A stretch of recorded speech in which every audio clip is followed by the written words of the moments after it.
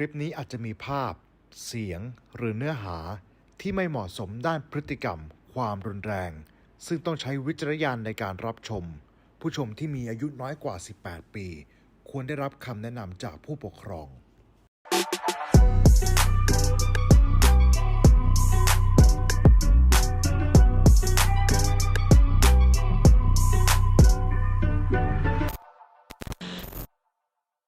ถ้าเรารักษาร่างกายดีๆยังไงมันต้องดีต่อไปดิถูกไหม ครับ มันต้องมีเหตุผลสิว่าทำไมร่างกายอยู่ดี จากพีคๆดีๆ กลายเป็นว่าร่างกายโทรมลงโทรมลงโทรมลง ผมก็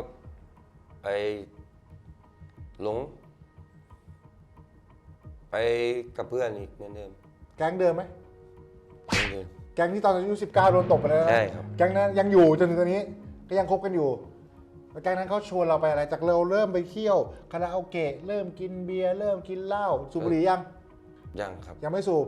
หลังจากนั้นเขาพาเราเพิ่มเลเวลไปอีกเลเวลหนึ่ง ครับ เลเวลนั้นคืออะไร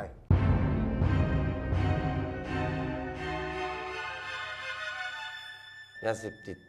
ยาบ้าครับ ยาบ้า ก็แบบลองครับ อ่า พอลองไปลองมา โอ้ทำไมมันหอมดี ความรู้สึกแรกคือหอม ใช่ครับ มันก็เหมือนกินช็อกโกแลตอะครับ ดูดแล้วมันติดใจฟิลมันยังไงมันเป็นยังไงครับ ไม่คิดว่าจะติดมันหรอกครับ อ่า เราก็ลองเล่นดู อ่า เล่นไปเล่นมา มันดีกลิ่นมันหอม อืม พอดูเล่นไปเล่นมามันก็เริ่มเข้าซึม อืม ซึมไปในตัวแล้วครับเริ่มติดเริ่มงอมแงม เวลาเมายาบ้ามันเป็นยังไงความรู้สึกตอนที่เมาอ่ะ ก็เหมือนคนติดกาแฟครับ แต่ว่าอีกยาบ้านี่มันทำ ดีดหนักกว่านั้น ใช่ครับ คือไม่หลับไม่นอน ครับ พอนอนไม่หลับก็คิดหาอย่างอื่นทำละซื้อเบียร์ซื้อเหล้า กินเหล้ากินเบียร์ก็ไม่เมานี่ ไม่เมา กิน ที เองก็ไม่เมา ครับ เริ่มอยากสูบบุหรี่เอาเห็น อ่า เพื่อนสูบบุหรี่ อ่า เริ่มลองจากลองยาบ้าก็ไปลองบุหรี่ อ่า ออกจากบุหรี่ก็ไปลองกัญชาครับ กัญชา ให้มันกล่อมประสาท ให้มัน หลับ ง่วง ให้มันง่วง อ่า เอาพอง่วงปั๊บ อ่า ก็เมายาบ้าอีกมันก็ อ่า ไม่หลับ มันก็ อ่า เหมือนกับสะสม ตีกันไป ใ ตีกันมา ใช่สะสมในร่างกายเราก็เริ่มแย่ลงอีก แสดงว่ายาเสพติดกล้าพูดได้เลยไหมว่ามันมีผลกับสภาพร่างกายของเรา มีมากครับ เด็กที่ตอนนั้นคือคิดว่าไม่เป็นไรหรอก ใช่ครับ ยังหนุ่มยังซ้อมได้ยังอะไรได้ ใช่ แต่จ ไม่เหนื่ ริ อย งๆ หร แล้ อ ว ก มันมีผลเยอะมาก ใช่ครับ มีผลยังไง ทำให้เราเหนื่อย พักผ่อนไม่เพียงพอแล้วก็บุหรี่ก็ทำให้ปอดเรานั้นเหนื่อยง่ายครับนี่พอเตะเป้าเตะอะไรปั๊บเริ่มซ้อมแล้วเหนื่อย เราก็เริ่มท้อแล้วเราก็เริ่มไม่เอาแล้วครับ คือยกตัวอย่างอย่างนี้ สมมติว่าช่วงที่เราร่างกายดีๆเนี่ยเตะเป้า8 ยก 10 ยกก็ไม่เป็นไร ใช่ครับ เตะได้อยู่ได้ ใช่ ซ้อมได้ไม่มีปัญหา แต่พอเราเริ่มมียาเสพติดเข้ามาในร่างกายแล้ว จากที่เราเคยซ้อม8 ยก 10 ยกเหลือ4 ยก 5 ยกก็ไม่ไหวแล้ว ครับ แล้วมันก็เลยรู้สึกว่าขี้เกียจไปท้อ ใช่ ไปเอง ใช่ไหม ใช่ครับ ร่างกายจากการที่ซ้อมเต็มที่ 100%ก็เหลือมาสัก60% ใช่ครับ ประมาณนั้น มันก็ไม่มีกำลังที่จะไปสู้กับเขา ไม่ ได้ ใช่ครับ ถูกไหม ใช่ครับต่อยไปได้3 ยกเนี่ยเริ่มหมดนะครับ อืม เริ่มเอาแล้ว ปากเขียวแล้ว ไม่มีแรงแล้ว อ่า โดนอะไรนิดหน่อยก็เริ่มจะเจ็บระบมครับ พอเราเริ่มพีคขึ้นมา เริ่มมีเงินมีทองทุกเดือน ครับ เราก็เอาเงินที่เราได้มาตอนนั้นเนี่ยเริ่มแบ่งจากการที่เก็บไปให้ที่บ้าน ก็แบ่งมาเที่ยว ใช่ แบ่งมาเที่ยว แบ่งมากิน แบ่งมาดื่ม เล่น แบ่งมาซื้อของ ซื้อยา ซื้อยา จนทำให้ตอนนั้น จากที่เรามีเงินอยู่กลายเป็นว่าเราก็ไม่มีเงินด้วย ไม่ ร่างกายเราก็พังด้วย ใช่ครับ ก็แย่ทวีคูณ 2 อย่างเลย ครับ แล้วมารู้ตัวเองอีกทีตอนที่คิดว่าร่างกายเราโทรมที่สุดเนี่ยตอนนั้นอายุเท่าไหร่ 23ครับ 23นี่เริ่มโรยแล้วนะ22คือพีค ครับ19 20 อ่า 21เริ่มที่ว่าดีครับ อ่า พอ23เริ่มมาติดยา อืม ก็เริ่มไม่เอาแล้ว อ่า ครับ ไม่เอาของเราคือไม่เอาอะไร เริ่มไม่ซ้อมมวยเริ่ม อืม ซ้อมยังมีรายการ21 วัน อืม ซ้อมประมาณ 7-8 วันไปต่อย เอาแค่พอซ้อม ครับ ซ้อมให้เขาเห็นเท่านั้นเอง ใช่ครับ ใช่ไหม พอลดน้ำหนักได้ไปต่อย พอโดนคู่ต่อสู้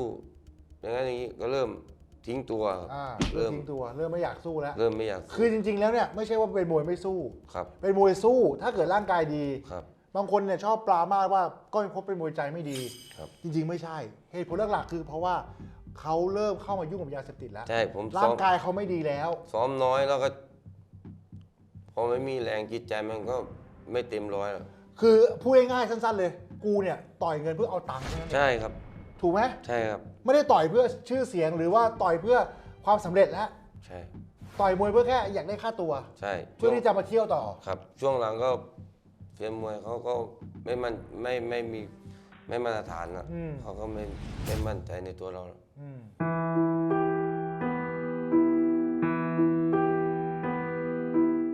เป็นช่วงตกต่ำได้ไหม ถ้าตามผมมาตรฐานเยอะ อืม ขนาด คือ เสียเนายังนั่นเลยครับ ยังซัดเลย ใช่ครับ โดนเซน้าเหมือนกัน ก็ไม่พบเนี่ย3 ยกเขาจะทำเต็มที่เลย ถ้ามึงอยู่ได้ก็อยู่ไป ใช่ ถูกไหมถ้าเกิดมึงอยู่ไม่ได้ มึงก็ทิ้งตัวไป3 ยกเรียบร้อยแล้ว ครับ แต่ถ้าเกิดสมมติว่ามันอยู่ได้ กูตายเอง กูตายเอง ช่วงหลังจะเป็นแบบนั้นตลอดทำร่างกายใหม่ มันก็ไม่ขึ้นครับผมก็เลยหยุดไป อืม ไปพักหนึ่ง ร่างกายเริ่มโทรมเริ่มโทรมเริ่มโทรมก็เรียกว่าคนก็ไม่ค่อยอยากกระจัดแล้ว ครับ รายการก็มีน้อยลง ครับ แล้วหาเงินจากไหนไปเที่ยว มีขายไหมมีเคยขายไหม ไม่มี ยังไม่เคยขาย คือเป็นลูกค้าอย่างเดียว ไม่เคยเป็นผู้ขาย ก็มีเอามาให้เพื่อนขาย ก็มีบ้างใช่ไหม แต่ผมไม่ได้ขาย ให้เพื่อนขาย ครับ ก็มี ค่า เพราะว่ามันจำเป็นตอนนี้เพราะอะไรรู้ไหมเพราะว่าจากที่เราเคยมีตังค์ ใช่ครับ เราไม่มีตังค์แล้ว ใช่ครับ รายการมวยก็ไม่มี ก็ต้องหาวิธีการหาเงิน ครับ ง่ายที่สุดก็คือกูเล่นยาอยู่แล้วอ่ะ ใช่ มันไม่รอดหรอกยังไงก็ต้องขาย ใช่ แต่อาจจะไม่ได้ขายเองแหละ ใช่ครับ แต่ว่ายังก็ต้องหาของมาเพื่อที่จะเอามาต่อยอดให้กู เรา ได้ดูด ลงทุนให้ เออ ลงทุนครับ อ๋อเป็นนายทุน เป็นนายทุน แต่ไม่เปิดหน้า ก็กลัวโดนจับเหมือนกัน เจ๊งเจ๊ง พี่เช้งเหรอทำไมโดนบิดอ่ะ เปล่าครับไอ้เพื่อนให้เขาเซ็น อ่า ทีนี้มันก็ไม่ได้เงินเซ็นไปเซ็นมาจากเซ็น300 อ่า ครั้งต่อไปก็อีก3มันก็ดินพ่อหางหมูไปเลยคุณก็หมดยาก็หมด ขนาดขายยาวยังไม่ขายไม่รอด ไม่ใช่ขายอะไรวะ เริ่มปล่อยตัวแล้วครับ อ่า กินเหล้าสำเร็จเทเมาไป อืม ก็เลยเลิกเลย อืม ก็ไปบ้าน เลิกมวยเลยเหรอ ไปอยู่บ้าน เฮ้ยตอนก่อนที่จะเลิกมวยตอนนั้นคือครูออสขายไปอยู่กับ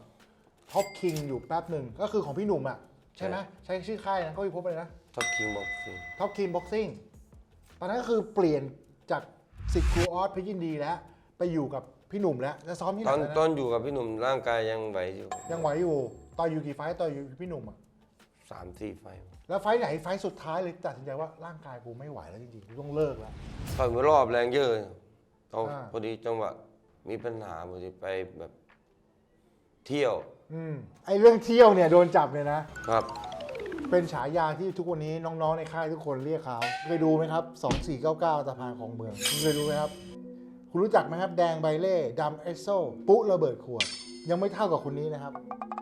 ช่วงที่ต่อยมวยรอบแรงเยอร์เนี่ยเขามีฉายาขึ้นมาอีกฉายาหนึงก็คือ จุระเบิดขวดนี่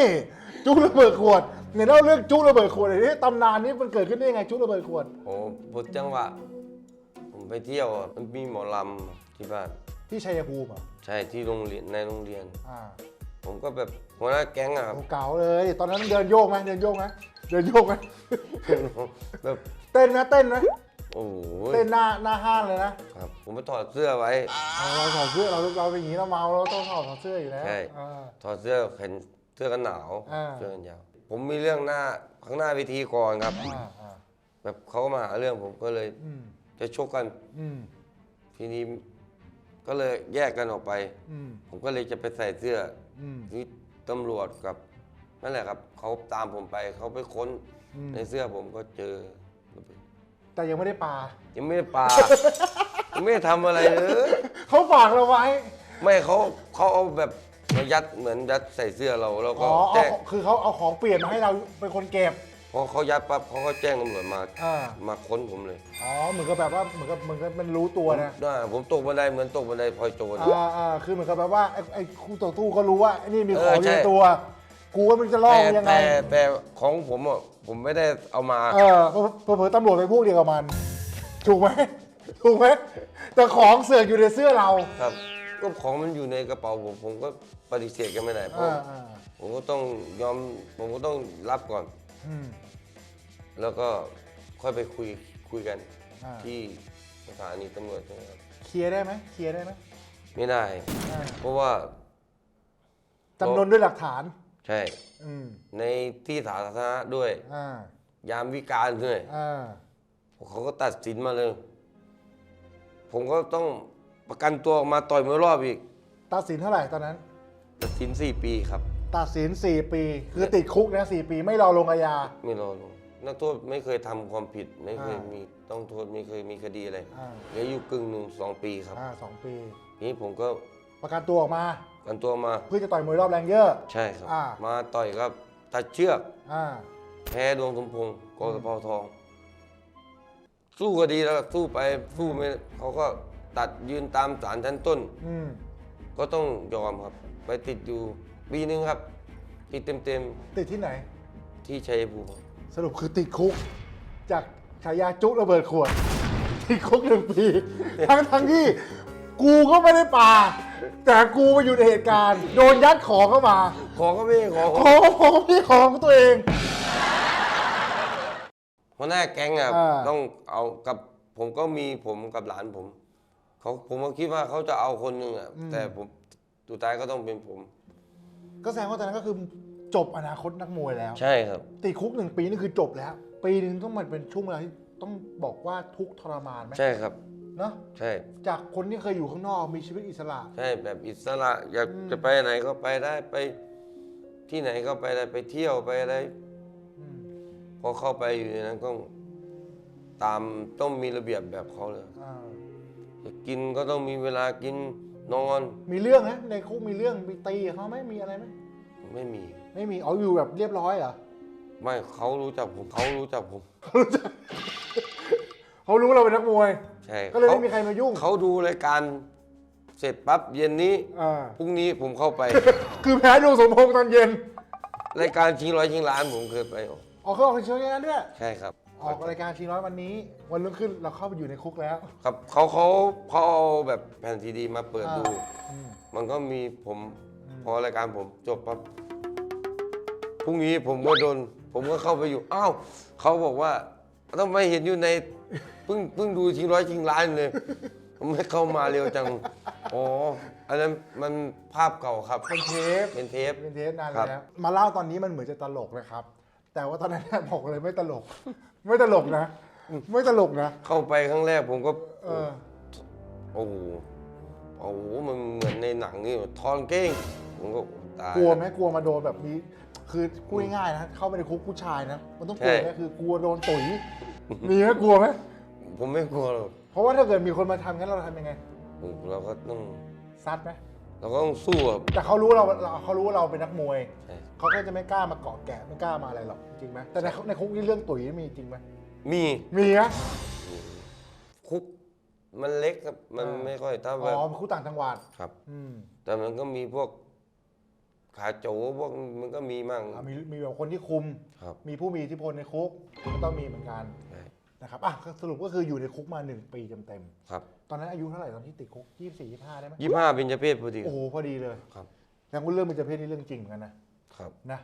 ช่วงตกต่ำที่สุดก็คือตอนอายุ ใช่ครับออก 25พอตอนนั้นคืออายุ25ออกจากคุกมา1 ปีก็คือ26ถูกป่ะ ยื่นอุทธรณ์ก่อนครับ อ่า ออกมาประมาณ27ครับ ออกมา27 ครับ ตอนที่ออกมา27แล้วไม่มีอาชีพแล้ว ครับ นักมวยก็ชกไม่ได้แล้ว ครับ เพราะว่าร่างกายก็โอ้โหเน่าเละเทะแล้วตอน ครับ นั้น อยู่ข้างในก็ทำไม่รู้จะทำอะไร อืม ก็นั่งเครียดก็สูบบุหรี่กับเพื่อน อืม สูบไปสูบมาออกมาก็ ติดบุหรี่ ร่างกายใช่ครับ ติดบุหรี่แล้ว ตอนนี้เริ่มติดบุหรี่แล้ว ออกมาก็ไม่มีงานทำก็กินเหล้าเรื่องปกติอยู่แล้ว กินเหล้าเมายาสูบบุหรี่ เรื่องการกลับมาชกมวยคือเป็นศูนย์แล้วนะครับ จากที่เคยมีความคาดหวังว่า จะได้ไปต่อยเมืองนอกก็เคยไปต่อยหลายครั้งเหมือนกัน ครับ ไปต่อยฮ่องกงไปต่อยฝรั่งเศส ไปสวีเดน สวีเดน ญี่ปุ่น เนี่ยแทนที่จะมีชื่อเสียงแบบยอดแสนไกลดูยอดแสนไกลในปัจจุบันสิเสียดายไหมถามจริง เสียดาย ยอดแสนไกลเขาไม่พบขึ้นมาพร้อมๆกันนะครับรุ่นเดียวกันนะเป็นมวยเอกพร้อมๆกันยอดแสนไกลยังหากินได้ถึงอายุเกือบ40 30กว่าๆเพิ่งเลิกไปเมื่อปีที่แล้วเอง แพ้เพชรมรกตเลยเลิกเลย แต่ถ้าเขาไม่พบลองคิดสภาพถ้าเขาเอาจริงเอาจังเหมือนยอดแสนไกล ครับ เขายอดแสนไกลเนี่ยเป็นมวยที่ซ้อมเป็นมวยที่ขยัน ใช่ ไหมเขาเลยอยู่ได้ถึงตอนนี้ ถ้าเขาไม่พบกลับกันว่าวันนั้นที่เขาพีคๆแล้วเขารักษาร่างกายดีๆโอ้วันนี้ก็จะมีเงินในบัญชีเท่าไหร่ ครับ เพราะยอดแสนไกลนี่เป็นเศรษฐีได้เลยนะ ใช่ มีเงินเก็บเป็น10 ล้านนะถูกไหมครับ ผมก็เสียดายนะ อืม แต่มาคิดตอนนี้มันก็ มันไม่ทันแล้ว ไม่ทันแล้วครับ ไม่ทันแล้ว ได้แต่ทำรุ่นน้อง อืม สอนรุ่นน้องแค่นั้น พอตอนที่ออกมาอายุ27นะครับตอนนั้นก็ออกมาไม่มีอาชีพไม่มีอะไรแล้วทำยังไงต่อครับ มันไม่มีงานทำ มีครอบครัวอย่างนั้น มีแล้วครับ มีพี่แต่แล้วมีพี่แต่คือภรรยาเขานะครับ มีลูก2 คนครับผู้หญิง2 คน อืม ผมก็สงสารเมียสงสารลูก แต่ อืม เราจะทำไงครับออกมาผมก็ต้องรับจ้าง อืม 2 คนผัวเมีย ตัดอ้อยขุดมัน อืม มันก็ไม่ใช่เหมือน มันก็ไม่ถนัดไม่เหมือนไม่ใช่อาชีพเราใช่ไหม อืม ดีครับมีเมียดี อืม ที่เขาขนาดเราเป็นขนาดนี้เขายังไม่คิด ไม่ จะ ทิ้ง ไม่ทิ้งเรา อืมก็คือต่างคนต่างช่วยกันทำอาหาร ใช่ครับ ภรรยาทำอะไรได้ก็ทำไป ใช่ เพื่อจะเลี้ยงลูก2 คนเนี้ย ครับ ให้โตขึ้นมา แต่ว่าเราเนี่ยทำไปเที่ยวไปกินไป ถูกไหมทำมาเสร็จปุ๊บก็ส่วนหนึ่งก็ไปกินเหล้าไปเที่ยว ลงกับขวดเหล้ามั่งลงกับยามั่ง ครับ ยาก็ยังไม่เลิก ยังไม่เลิก ยาก็ยังแอบดูดอยู่เรื่อย ครับ ๆแต่เมียไม่รู้ ยังไม่รู้ จนสุดท้ายพอเป็นเทรนเนอร์ที่เป็นยินดีตอนอายุเท่าไหร่นะ 32 33ครับ ก็คืออยู่บ้าน ครับ ก็เลยครูออสก็เลยมาฝากงานให้ครับ ก็เลยมา เพราะเห็นสภาพแล้วไม่รอดแน่ ครับ ใช่ไหม มาฝากที่ค่ายมวยเพชรยินดี อืม ที่แรกมาสอนพิเศษก่อนครับ อืม พอสอนพิเศษ ผมก็เลยเปลี่ยนจากสอนพิเศษมาทำมวยอาชีพ อืม ก็เลยได้มาอยู่กับเสียโบดกับเสียเนา อันนี้คือมาอยู่จริงๆแล้ว ครับ ก่อนหน้านี้คือแวบ ครับ ๆมาแค่ทำน้ำหนักบ้างแล้วก็กลับนะครับ แต่อันนี้คือมาอยู่ด้วยกันจริงๆแล้ว ครับ มาอยู่ตอนที่เลิกมวยแล้วเป็นเทรนเนอร์แล้ว หลังจากที่มาอยู่กับผมครับ อันนี้ผมในฐานะของคนที่อยู่กับเขามาตั้งแต่ตอนเขาอายุ33นะครับ ตอนนี้อายุเท่าไหร่นะ 39ครับ อยู่มา6 ปีแล้ว ที่นี่อยู่มา6 ปีแล้ว แรกๆมาผมไม่รู้ ผมก็คิดว่าเขากินเหล้าเมายาธรรมดา เพราะก็ตอนนั้นก็ยังเมาอยู่ ครับ พอสอนนักมวยเสร็จตอนเย็นก็กินเหล้า อันนี้เป็นเรื่องปกติ ครับ ในแต่ละวันนะครับ ตอนเช้ามาสอนมวยก็จะมีกลิ่นเหล้าทุกเช้า เป็นอย่างนั้นประจำก็แค่เตือนๆว่าเอ้ยเบาๆเรื่องเหล้าหน่อยนะ อย่าเมาเยอะ เพราะว่าเวลามาสอนนักเรียนเนี่ยนักเรียนมันเหม็นเขาเหม็นกลิ่นเนี่ยเขาก็ไม่อยากมาเรียนแล้ว ใช่ อะไรเงี้ยก็เตือนฟังไหม ไม่ฟัง ไม่ฟัง เตือนไปเถอะไม่ฟังพอสุดท้าย ผมเริ่มดูอาการแล้วมันไม่ใช่แค่เหล้าอย่างเดียว เพราะตอนนั้นต้องยอมรับนะครับ ผมเองก็ยอมรับเหมือนกันว่า ในค่ายผมมีช่วงหนึ่งอะนักมวยหลายคน ติดยาเสพติดเยอะ เรื่องราวของจุระเบิดขวดยังไม่จบเพียงเท่านี้ครับ EP หน้า EP สุดท้าย เราจะมาเล่าให้ฟังถึงชีวิตการทำงานในฐานะของเทรนเนอร์ค่ายมวยเพชรยินดี กว่าเขาจะมีเวอร์ชั่นที่ดีที่สุดในชีวิตเหมือนในวันนี้ ผมต้องสู้รบปรบมือกับเขายาวนานถึง 5 ปีเต็มๆ อดใจรับชม EP สุดท้ายของจุระเบิดขวดไม่นานเกินรอครับ ก่อนลากันไปวันนี้อย่าลืมกดไลค์ กดแชร์ กดกระดิ่งเป็นกำลังใจให้กับช่องยินดีแมนทอล์กด้วยนะครับ วันนี้ลาไปก่อน ขอบคุณและสวัสดีครับ